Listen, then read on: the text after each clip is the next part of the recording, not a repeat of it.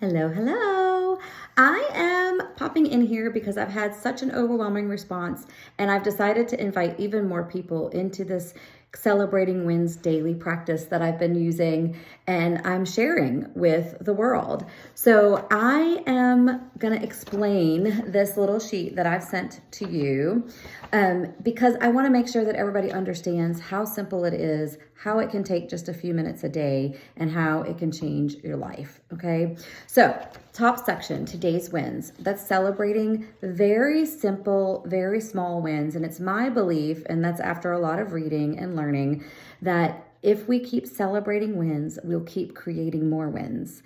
And so it starts small, baby steps, guys. Like that's what we have to start with, right? So when it says here, an act of kindness, maybe your act of kindness was just saying happy birthday to someone like you all did for me. Maybe it was holding the door for someone at the grocery store. Maybe it was helping someone get their groceries into their trunk. See how the levels of kindness can be?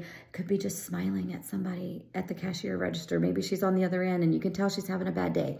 Acts of kindness, serving others, all of it, all levels of the spectrum, little or small, right? Same thing goes for things like your nutrition. If your healthy choices ended at lunch, at least they lasted until then. Celebrate that. If you haven't moved today and you need to get some movement in, then you know what? It's okay to do 10 push-ups against the wall before you take your shower. Whatever works. Big or small, we want to celebrate. And what will happen is you'll find that they get bigger and bigger and you'll be more and more focused.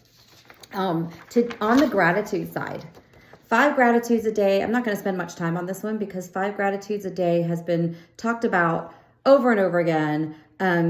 People all over the world, the most successful people, the most happy people in the world are doing this, okay? So, and it's based on the last 24 hours. So 5 gratitudes based on the last 24 hours.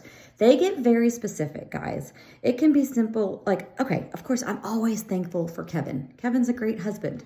But you know what? Sometimes I'm thankful that Kevin mowed the lawn and took care of the landscaping. It's very specific.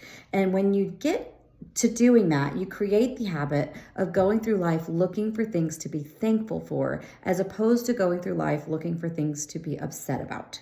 That's just the facts of the matter. We're trying to change our habits of thinking, which leads me to affirmations, because most of us struggle. I talk to a lot of people. We mostly struggle with negative self-talk. That is just all common across the board. I ask everybody all the time, would you go talk to your neighbor in the way you talk to yourself about this? Would you go to your neighbor and say, I really wish you would get your crap together and stop eating those cookies because then your health will get better? Well, that's the way a lot of people talk to themselves.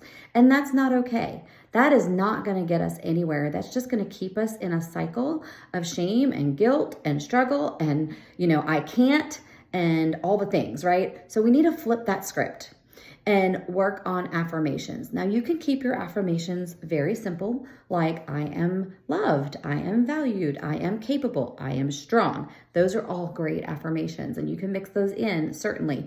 But I would also like to encourage you that if you're dealing with something in particular, label it.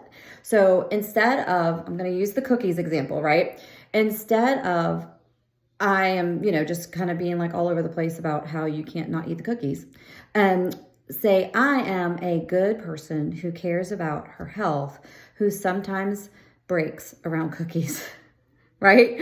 Or I am a wonderful person who cares about her health, who sometimes struggles in social situations or sometimes struggles with stress eating. It's okay. And I'm using food examples because that's my forte, right?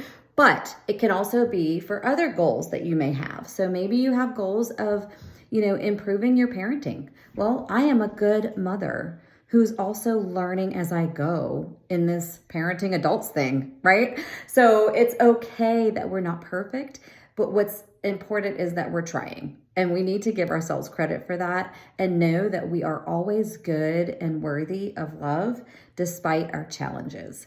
And so I think it's important to remember that we're all growing and learning. I hope that makes sense. And on that note, I really hope that we will continue on this practice for the rest of the year, and that you'll keep in touch with me and tell me exactly how amazing it has been for you. I know it has turned the corner for me. So I hope you have a good day. I'm going to go cheer on some LSU Tigers after the Tennessee Vols win, I hope, and we'll see what happens. Please, please, please have a great and wonderful weekend, and I will talk to you soon.